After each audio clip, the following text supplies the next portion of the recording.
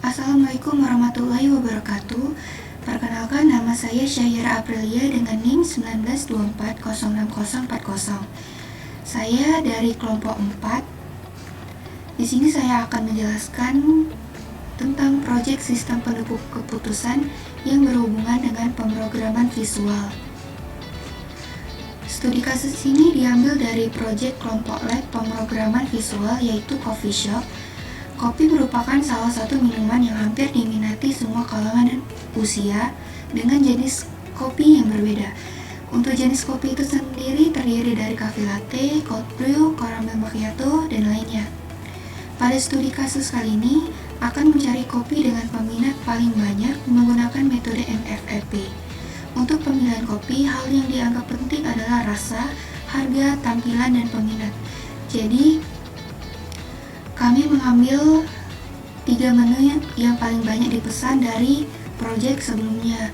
Kami memiliki 5 menu, tetapi kami ambil yang paling banyak dibeli. Lalu lanjut menentukan faktor, evaluasi faktor, dan bobot faktor. Tabel 1 menentukan faktor dan evaluasi faktor. Faktor yang kami ambil yaitu rasa, tampilan, harga, peminat. Dan evaluasinya cold brew, caramel macchiato, dan cafe latte.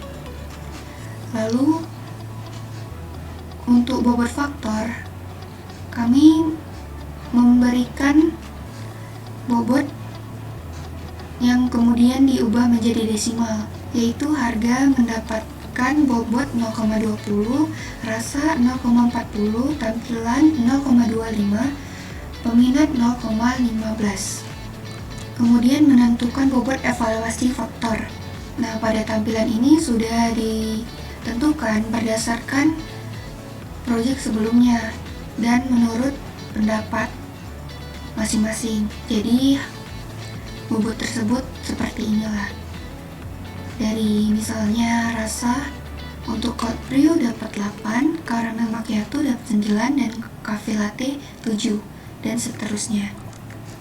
Sekarang di sini akan kita cari evaluasi faktor untuk cold brew. Nah, di sini cold brew sudah ada bobotnya dari slide sebelumnya. Dan bobot faktor tersebut itu kita ambil dari bobot faktor pada slide sebelum bobot evaluasi faktor. Jadi tinggal kita kalikan saja bobot evaluasi faktor dengan bobot faktor. Seperti 8 kali 0,40 mendapatkan 3,2. Untuk tampilan 8 kali 0,25 dapat 2. Untuk harga 8 kali 0,20 menghasilkan 1,6. Dan untuk peminat 9 kali 0,15 dengan hasil 1,35. Nah, dari itu semua kita hasilkan atau kita jumlahkan menjadi dan mendapatkan total 8,15. Kemudian kita hitung evaluasi faktor untuk caramel macchiato. Sama seperti cold brew, bobot evaluasi faktor dikali bobot faktor yang akhirnya mendapatkan 3,6, 2,25, 1,4, 1,35, dan dijumlahkan menjadi 8,6.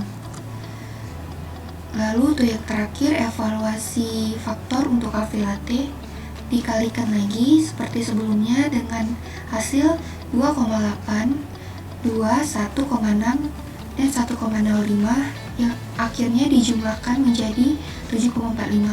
Setelah hasil dari semua perhitungan sebelumnya telah didapatkan diagram lingkaran dari hasil evaluasi, yaitu cafe latte mendapatkan 7,45%, caramel macchiato mendapatkan 8,6%, dan cold brew mendapatkan 8,15%, yang artinya dari 3 menu yang paling banyak dibeli, ternyata caramel macchiato mendapatkan peminat paling banyak dan paling dipilih untuk dibeli oleh para pelanggan.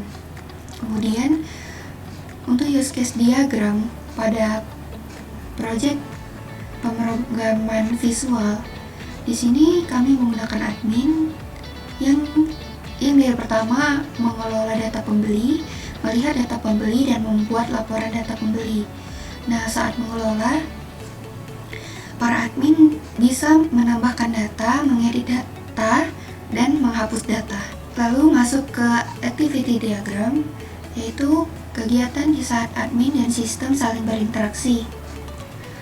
Jadi pada admin saat membuka aplikasi dari Desirative Coffee Shop, sistem akan mulai merespon apa yang akan admin lakukan, seperti akhirnya membuka tampilan aplikasi. Kemudian saat admin akan menambahkan, mengubah, ataupun menghapus data menu, sistem akan menanyakan kembali kepada admin agar tidak terjadi kesalahan.